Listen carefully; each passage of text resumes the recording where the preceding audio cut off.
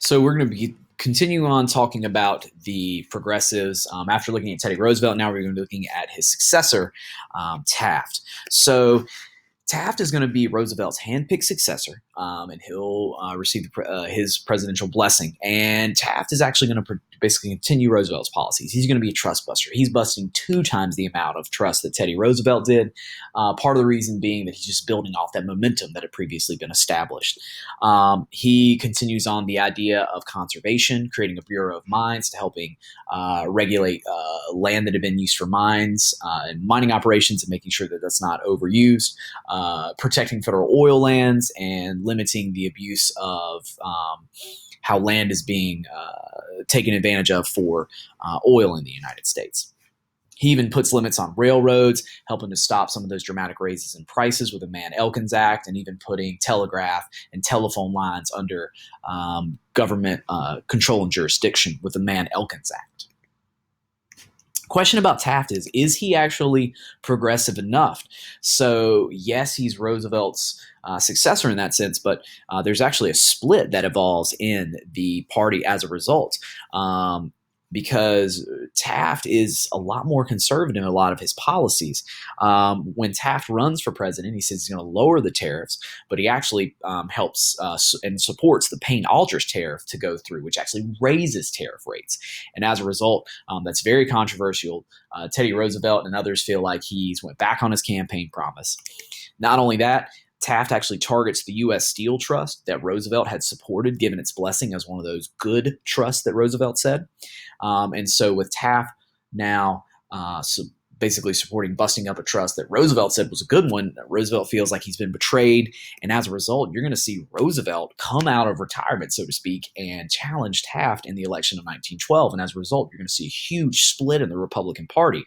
Progressives go with Roosevelt, conservatives go with Taft, and Roosevelt basically forms his own progressive/bull moose party.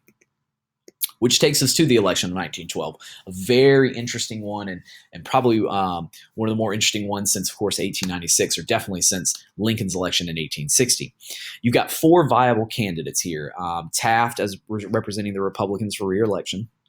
You've also got Teddy Roosevelt now representing this progressive party, which basically progressive Republicans, and they're the quote-unquote bull moose party.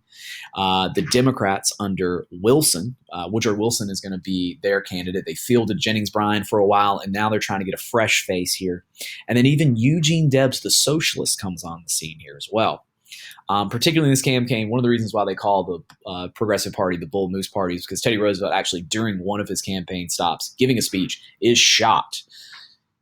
And you can't make this stuff up. Well, after being shot, finishes giving his speech and says that he's as strong as a bull moose. And that just furthers this mythos of him being a rock star and why he continues to gain momentum. However, but because of the split in the Republican Party, conservatives with Taft, progressive with Roosevelt, the Democrats walk away with this victory, which is one of the few ones you've seen in the last 50, 60 years since before the Civil War. The only other one really being Grover Cleveland, the Democrat in the Gilded Age era.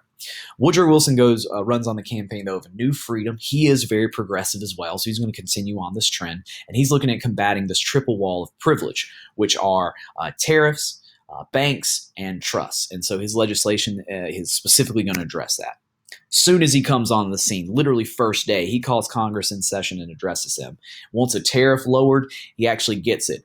Underwood tariff of 1913 is the lowest tariff we've seen in 50 years. So step one, day one, he is trying to make some changes happen. It's also the Federal Reserve Act. The next year happens under Woodrow Wilson and his push.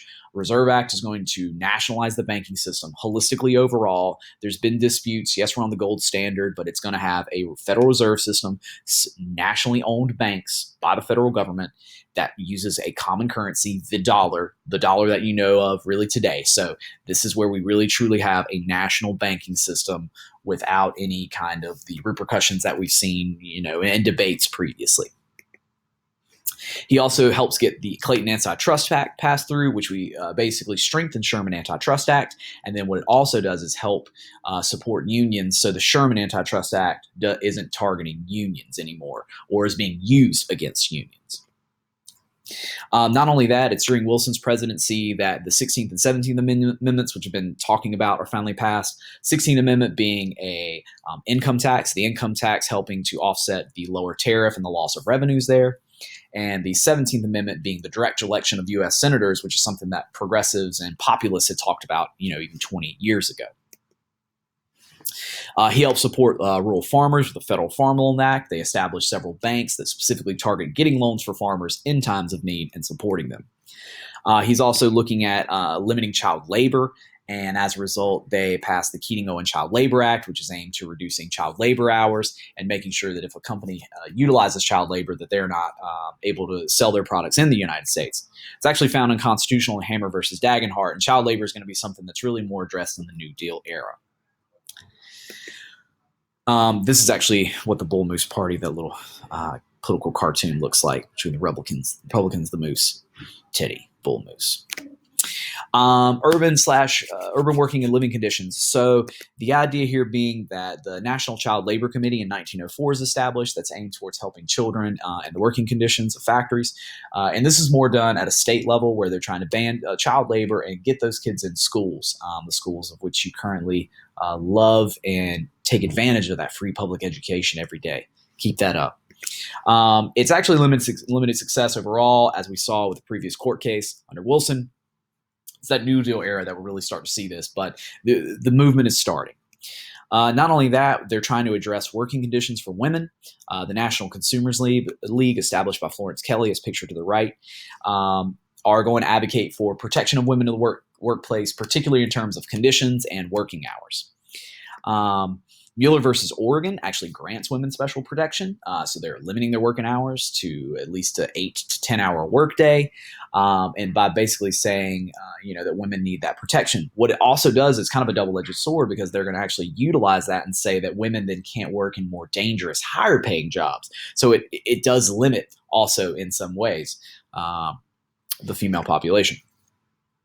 One of the big turning points, though, addressing women, factory conditions, is the Triangle Shirtwaist Factory fire. You have over 150 women that are trapped inside a burning factory that catches fire, and of course their shirts, it's cotton everywhere. So it's and 150 women are killed in this blaze, and as a result, this is a very dramatic turning point where you're going to see even more activism, where women promoting their labor conditions, but now also even pushing for right to vote, for reform. So this really helps to incite that movement. Finally, just looking at social justice in general, we've talked about the social gospel movement. There's continuing that. People like Jane Addams that have pushed for helping children, orphans, immigrants. They're looking for better schools. They're looking for courts that will help our kids that maybe not be tried as adults, and in general will support younger children, and the safety regulations for the building conditions of the tenements themselves, which were especially unsafe in a lot of areas, and especially areas like New York City. We'll continue talking about progressives and reformers in the next few days of class as well. Thanks.